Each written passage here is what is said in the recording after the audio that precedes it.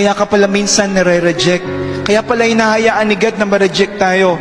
Kasi dinadala niya pala tayo sa mas malawak na plano niya para sa atin.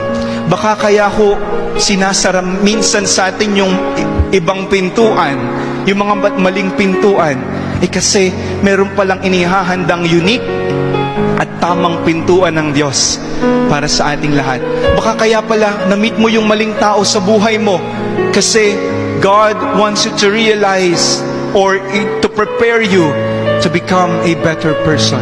Baka kaya pala we meet some unfaithful friends kasi ang gusto ng Diyos, matutunan natin yung kahalagahan ng pagpapahalaga sa pagkakaibigan. Rejection does not mean failure. Rejection is not equal to failure. Rejection is a redirection.